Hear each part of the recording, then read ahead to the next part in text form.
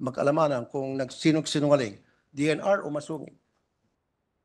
Kung gusto mo, magpaano pa tayo, lie detector test, Where? polygraph test, para malaman kung sino sinungaling. Yun po, Madam. But, Negosyante po kayo, Madam Sponsor. But it Would you do doesn't that? solve the legal problem of Masumi. I'm not talking about Madam Sponsor. I'm not talking about the legal problem. But in the end, you have to be legally correct. I know. You are a businessman. Everything should be legally correct. Well, some shrewd businessman maybe. Yung mga tusong businessman maybe. Hindi. Would you like us to bring Masungi here? Or even make a phone call? Tawagan niyo Masungi. Would somebody call Masungi? Right here, right now. Pwede bang paki-identify po, Madam Sponsor, kung sino po yung dalawa sa picture na binilugan? This was an event in Rizal.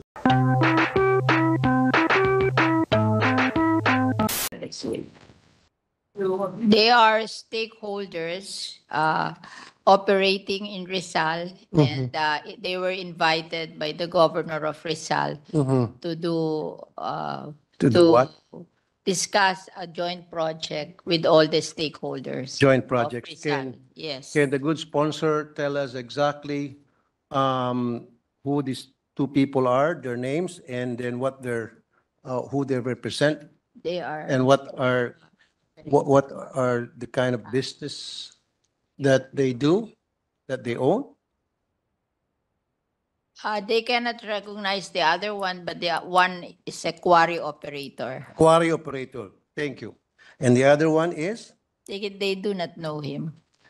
Okay, well, I'll identify the second one, Estelle Marie Rebancos, an officer of Montalban Aggregates Producers Association. So quarry operator also. Exactly. In 2022, DNR ordered the suspension of the quarrying permits of the large-scale companies allegedly encroaching on the Masungi Gear Reserve in Rizal, including the Rapid City Realty and Development Corporation, Kim Song Limestone Incorporated, and Quarry Rock Group Incorporated, owned by Angelita Lee, who happens to be in the picture. Sinuspindi po ng DNR ang quarrying permit ng mga nito, and yet, inibitahan sila diyan sa Project Transform. So out of delicadeza, bakit po sila nandyan? Ba't sila naimbitahan? As I mentioned, they were invited by the governor of Rizal, stakeholders of in Rizal. Hindi ang nag-imbita sa kanila DNR. Yes, di po ba? Dapat bilang secretary ng DNR, tinatanong niya, karapatan niya itanong kung sino-sino ang magdadalo sa isang pagtitipon. But they canceled. You canceled. Inside. That's a DNR event, actually. So, ang DNR must have the call kung sinong imbitahan at sinong hindi. Hindi naman event yan ng governor eh. Event po yan ng DNR.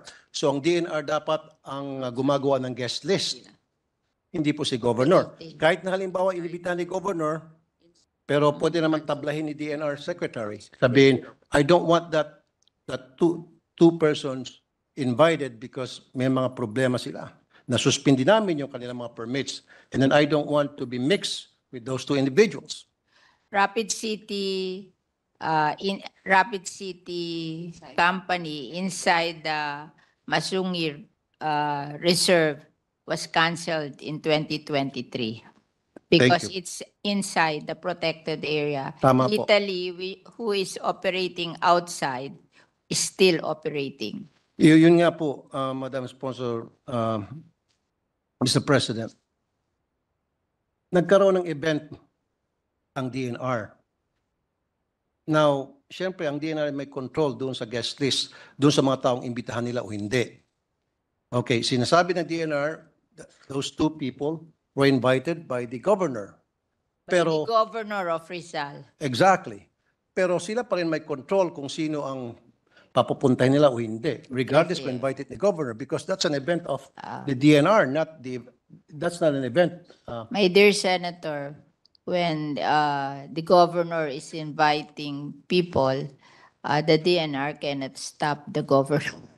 No, but That's the reality of life in the Philippines. Like for me, if I am in Las Piñas and the mayor of Las Piñas will invite people, I cannot say that, look, I don't like these people. You don't do that. no, ma'am.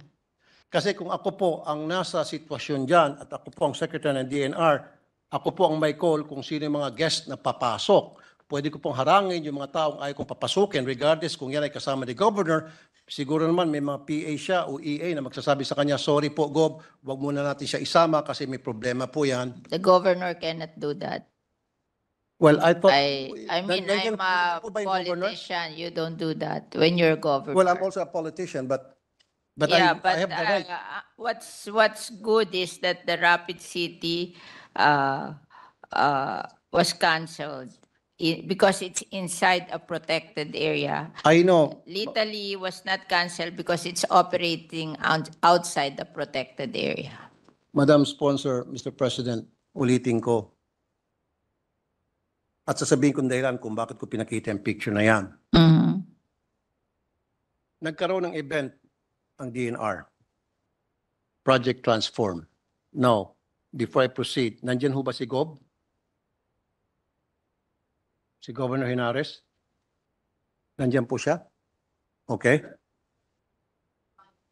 Exactly. So, bit-bit ni Governor. Pero, if I were the secretary, meron naman sigurong karapatan magsabi, Gob, pwede ba? Wag mo muna natin isama yung dalawa. Magkakaroon tayo ng picture taking at baka magkakaroon ng kulay out of delicadeza kasi may problema yan. Ayaw ko makahalo-bilo mga yan dito. Siguro naman si Governor magsasabi, of course, kasi event nyo ito, gagalangin ko yung request mo. I don't think the Governor would say, no, hindi pwede, bisita ko to eh. I don't think the Governor would say that.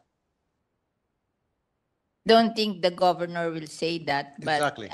in his mind, he cannot say, like, if you're a constituent in the province, you cannot say it directly to your constituent. Oo. So that Kahit means, na gusto niyan sabihin, hindi niya, yes, so that means the Governor has a say on environmental regulations. not But this is- necessarily. Therefore, may karapatan ng DNR na tumanggi kung sino yung mga bisitang ayaw na papasukin niya sa event nila. Because that was a DNR event.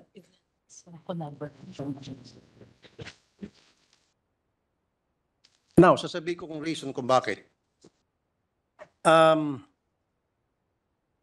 DNR is set to cancel the contract of Masungi Georeserve Foundation Incorporated over Marikina Watershed. They might have the right to do so legally, but morally, no. Some people will say that. They have the legal right to do it, but it is not in accordance to good practice. Sisibakin nyo yung Masungi and then papasok ng Project Transform na kasama dyan ay itong dalawang mga grupo na sinuspindi ang permit ng DNR. At hindi man lang inibitahan yung mga taga-Masungi sa gathering na yan. No, Little is operating outside Masungi. Kaya nga po, The other one lang is operating inside Masungi, and their permit was canceled. yes, Madam Sponsor, Mr. President, meron ho bang invited dyan ang taga-Masungi?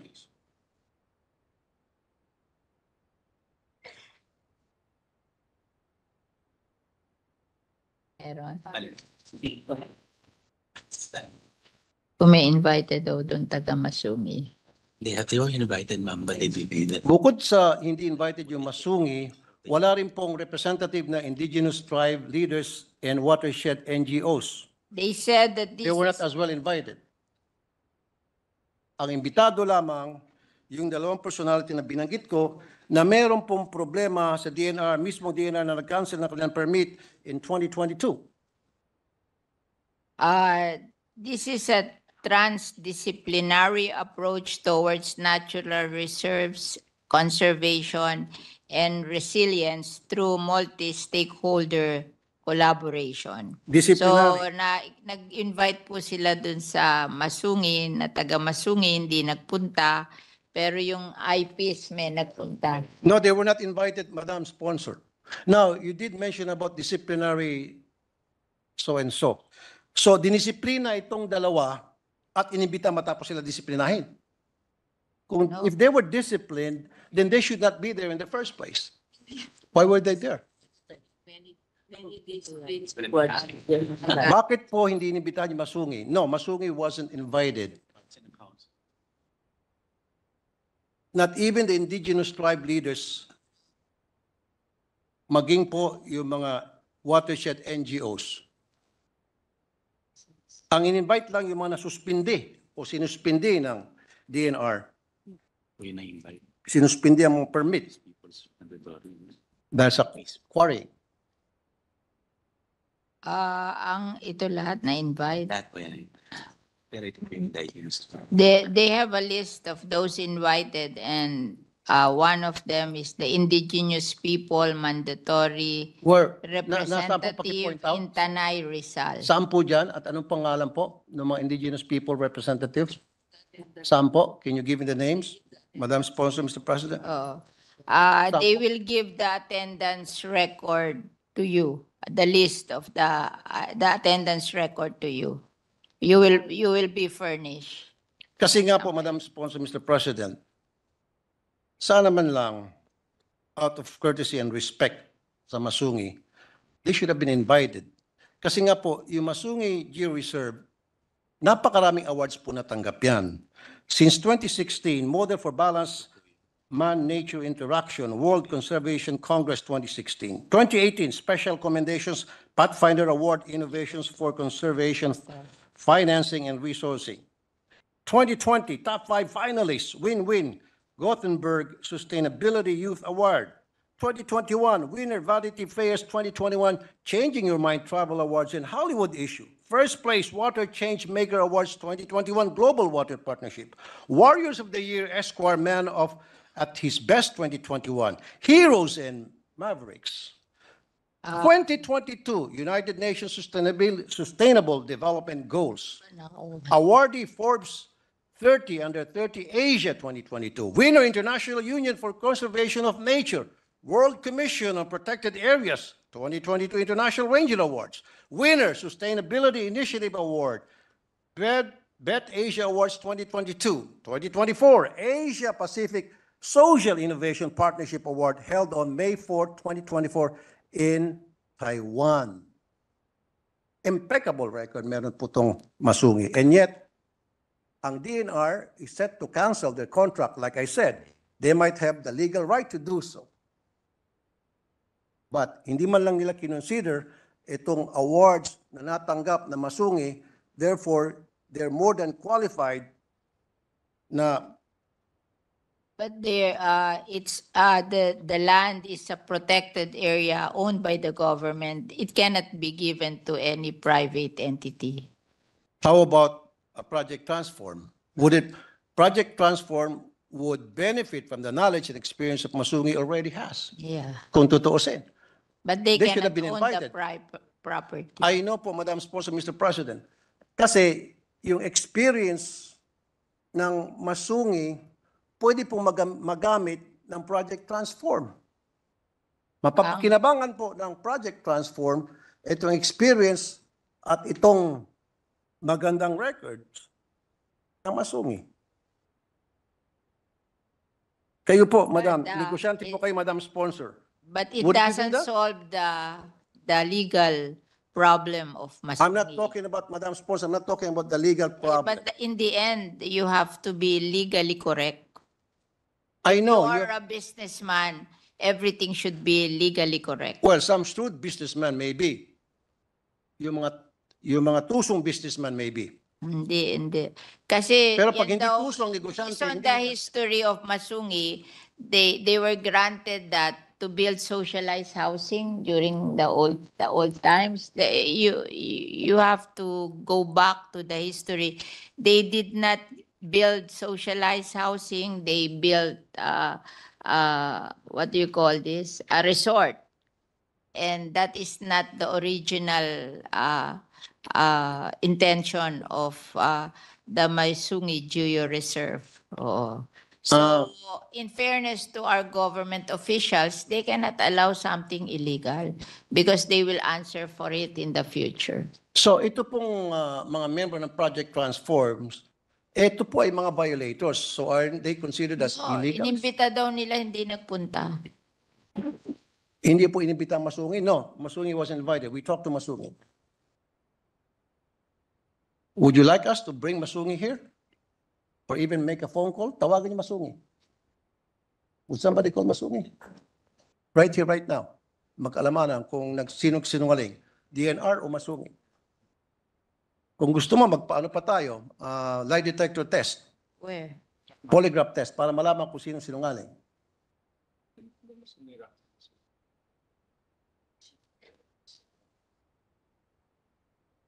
Of the Masungi Rock. Meron ba kayong pinadalang sulat? The Masungi Rock Management Council was invited and Masungi Geo Reserve is part of it. Well, show us proof like letter of invitation. Kasi siyempre, pag in-invite sila, hindi naman verbal lang yan. Yan po'y pinapadalan sila ng sulat. Nasaan po yung sulat na they were officially invited, not just verbally?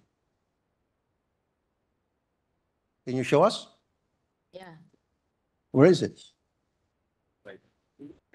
Invitation natin sa council will kayo can provide it in hand. We will provide you the invitation to the council of which Masungi Geo Reserve is a member. No, what I'm saying is a letter of invitation which Yes, would they're looking for indicate it. that they were officially invited. Without that letter, parang hearsay lang, na-invite kahit na hindi. At syempre, sabihin ng Masungi, we weren't invited. At sasabihin po ng DNR, yes, you were invited. So paano natin malaman kung sino nagsabing totoo o hindi? Dapat may invitation letter and then we receive. Mr.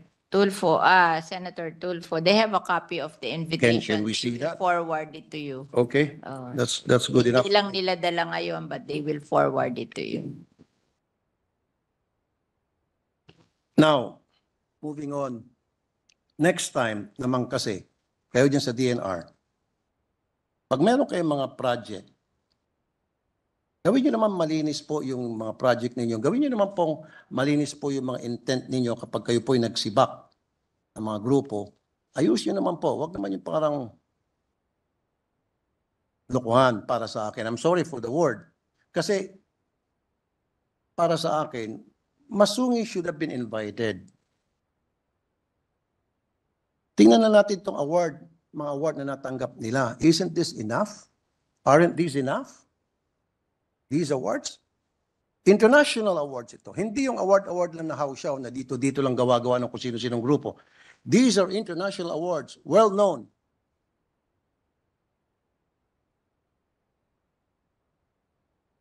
Groups.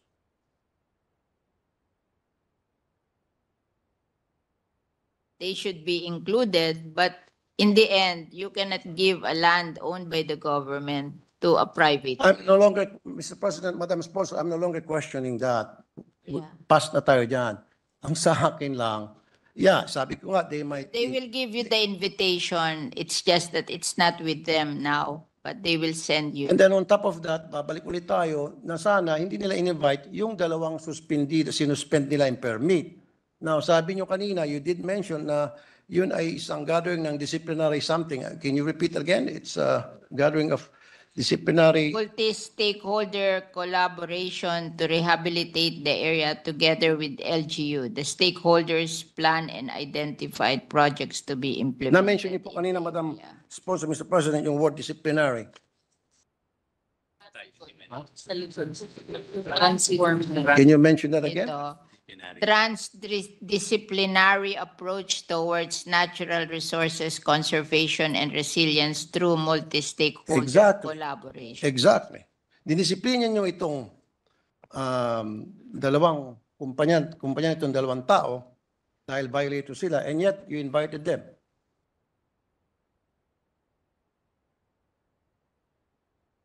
Baka mahilig mag-attend. I'm sorry, Madam Speaker. Meron kasing mahilig mag-attend. Eh. Merong ibang hindi mahilig mag-attend. Ayun, sino po yung mahilig mag-attend? Siguro itong dalawang to mahilig mag-attend. Exactly. Thank you. I rest my case.